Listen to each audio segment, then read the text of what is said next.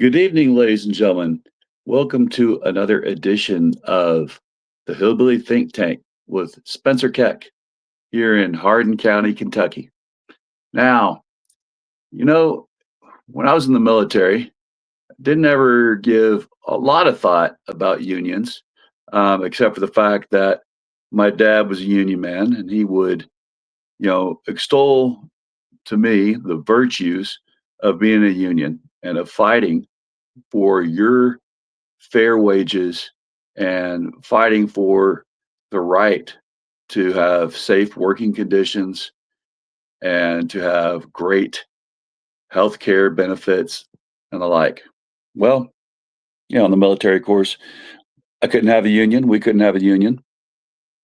And so it wasn't until I retired from the military that, I had to put on a different hat or take off the hat that I wore, military hat, and start looking at the fact that I had to fight for myself and my rights when it came to the right to be treated well, be treated honorably by employers. So the first union that I became a member of was AFGE, and that's while I worked for the VA. And I learned while there that, oh boy, it really pays to be part of a union. Um, the VA wasn't just going to look out for me just because I'm a nice guy and work hard. You know, there's a lot of ins and outs when it comes, as everyone knows, to working and to workplace environments. And there is a lot of cutthroat um, leadership.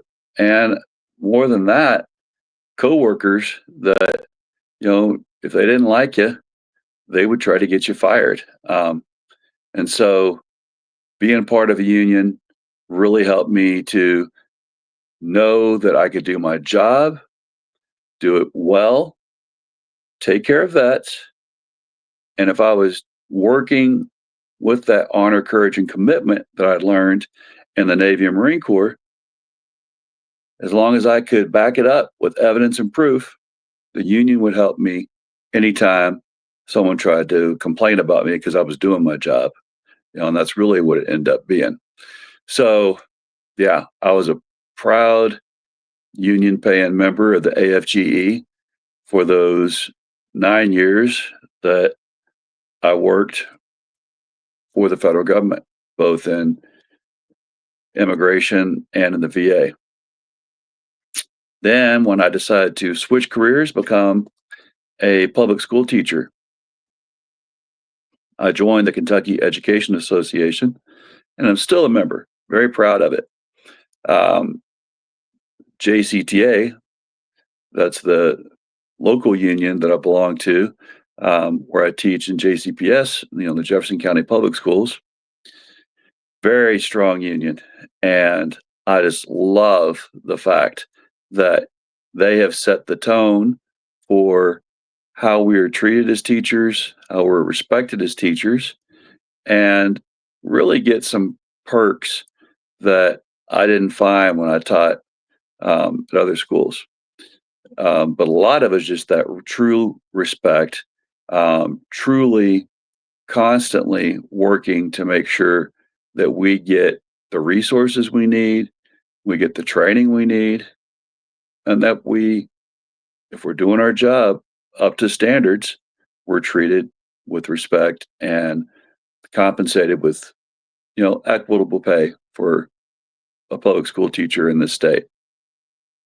So, with that being said, I learned today that Starbucks in 40 locations around the nation, they are striking starting today.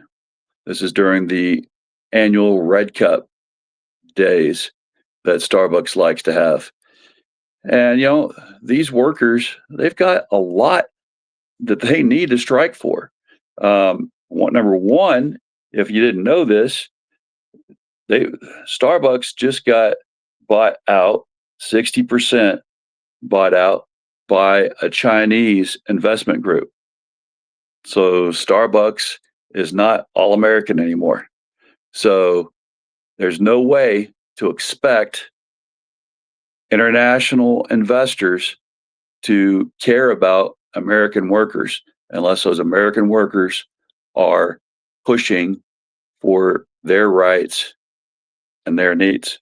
So that being said, you know, a Starbucks worker, if they make 15 bucks an hour, you know, in most cities in the US, if you were able to work 40 hours a week at 15 bucks an hour, that's still not going to cover everything you need when it comes to insurance, your car payments, rent or mortgage, food for your family, go on down the line, phone bills, electric bills, heating costs. Oh man, just I you couldn't do it. It's definitely not manageable. And yet Starbucks usually doesn't even hire their folks full time. They give them 20 hours a week at the most. So your barista has to depend on Medicaid and SNAP in order to survive. And we just saw what a debacle that is, right? So anytime anyone says to me, well, they shouldn't be doing that, trying to unionize, that's not good. Yes, it is. If you have a family and you care for your family, it's good. So I know that our two local Elizabethtown Starbucks have in the past gone ahead and taken part in the strike. And I was reading now that they're doing that this week. So I'm going to support them in that. I love some coffee, Starbucks coffee, Scooters coffee, any local coffee shop. I like it. The vibe in Elizabethtown, love it.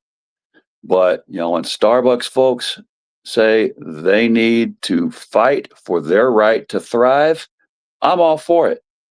You know, Definitely we know that the government's not going to help folks. And, if you're working and you're being underpaid and understaffed, so, the workers are saying that they're purposefully understaffed. They're only paid to work 20 hours a week instead of 40. They purposefully do not give them 40 hours so they don't have to give them full benefits of health care. So they have to, again, rely on Medicaid and they have to rely on SNAP.